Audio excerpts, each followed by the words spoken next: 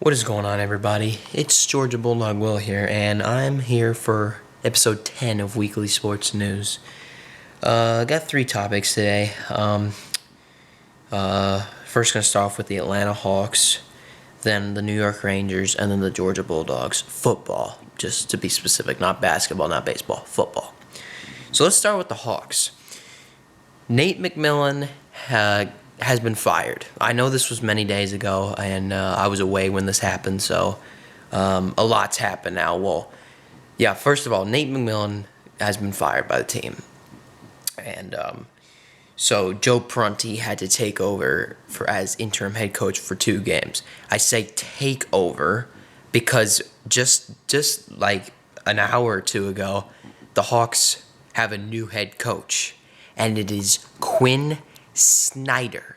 The Hawks signed him to a 5-year deal. He's a former assistant coach of the Hawks. I'm so glad that we got him. He was recently the head coach of the Utah Jazz, but now he's the head coach of the Atlanta Hawks. Joe Prunty is not a head coach to me. But he got us 2 wins though. We dismantled Cleveland. We beat them by 17, and we beat Brooklyn today when Trae Young hit the game winner at the buzzer. I didn't see the game for some reason. Bally Sports app's not working on my phone. I don't know why. I gotta figure it out. But Trae Young won the game for us at the buzzer, and we dismantled Cleveland. So Joe Prunty was 2-0 as interim head coach this season. So good for Joe, man. He's got us back up. He's got us. What is it? We're now above 500 now. So shout out to Joe, and I'm hoping that Quinn Snyder can do the same thing. So Quinn, welcome to the team, and we're glad to have you as head coach of the Atlanta Hawks. So the Hawks are now 31-30, and Quinn Snyder is now the head coach of the Atlanta Hawks. So I'm glad to have him on the team, and it's a good thing to have him. So welcome to the team, Quinn Snyder, and let's see what you can do. 5 years, man. 5 years. 5-year deal. So let's see what happens. But now to move on to the next topic. Okay, so the Rangers. This happened a while ago. I was away, so I couldn't really make a video about this. Tyler Mott, who we acquired last year before the trade deadline, we acquired him as like a rental, so like he didn't really stay. We did not re-sign Tyler Mott before this season, so but guess what? We acquired him now, and I'm glad to have him back. Also, along with acquiring Tyler Mott, the guy that I knew that was gonna lead the Rangers eventually, he's now gone. Vitaly Kravtsov is out of New York. He is out. He is with the Vancouver Canucks. Yeah, send him to Vancouver or Columbus or Chicago or Arizona or Anaheim or any of those teams that are just not doing it, have no direction right now. Well, the Blackhawks just need to start their rebuild. Coyotes have no direction. Blue Jackets right now have no direction. And the Ducks are not doing any well. They're just tanking for a draft pick, so that's what's going on. But Kravtsov's gone, and I'm glad to have Tyler Mott back. So it's good to have him back. So Tyler, welcome back to the team. Speaking of which, the Rangers won today. They beat the Kings 5-2 at the Garden. So we finally ended our losing streak. So good job, Rangers. You ended your losing streak. Now you got your 34th win on the season. So good for you. But a lot's been happening with the Rangers. Trade deadline's coming up, and basically, who else are we gonna? Is Jake Lecision gonna stay on the team? Is he going to stay on the team? Or are we not going to trade him? But I tell you, Chris Drury's making some really good moves. So keep it up, Chris. And honestly, this team is a contender for the Stanley Cup. I'm being serious. This team is a contender for the Stanley Cup. So just keep doing what you're doing, Chris. And Rangers, just play hard every game, all right? Those games against Detroit, against Winnipeg, Detroit, and Washington were horrible. But now you finally beat the Kings. You sweep the season series against the Kings. You finally beat the Kings on the road. I mean, that took a while to happen, but hey, man, good for you guys. But yeah, that's all I gotta say with the Rangers. Rangers now have 34 wins on the season. How many losses do they have? Hold on a second. Rangers now have 34 wins, 17 losses, and 8. Or is that 9? Is that a 9 or is that an 8? I think that's a 9. Can't read.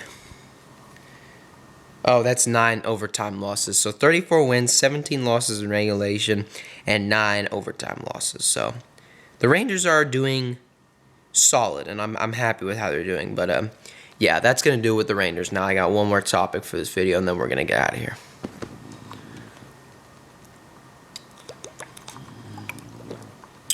All right. So this is a topic that I think I've needed to talk about for quite some time. This is for Georgia Bulldogs football.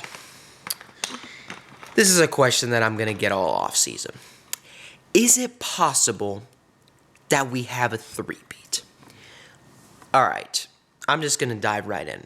I want us to three-peat because it just makes us look so good. It makes us look so dominant, and it really makes, like, high school players want to come to the University of Georgia. That's why I want to three-peat, so this way we could get some good recruits. They'll be like, hey, these are the back-to-back-to-back national champions. Look at that.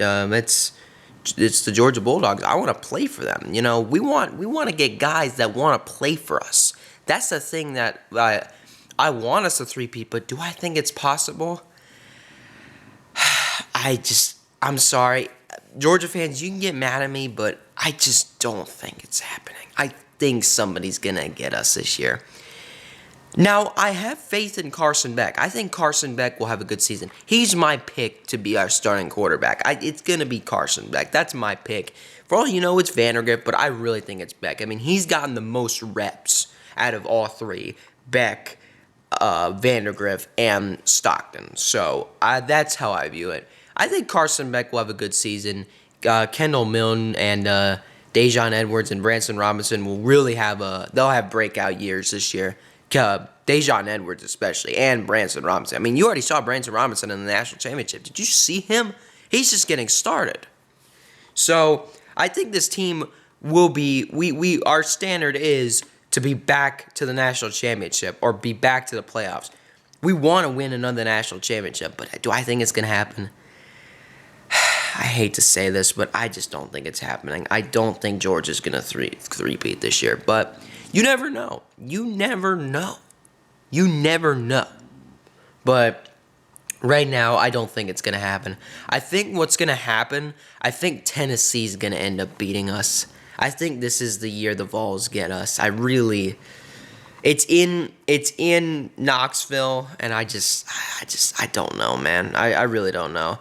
It's going to be rough for Carson Beck to play in that environment. I mean, yeah, Stetson killed it we killed it in 2021 at Knoxville and 2019 and 2017, but I think this is the year the Vols get us. I don't know, man, but yeah, that's how I view it. I don't think Georgia's going to three-peat, but I still think we're going to be a dominant team.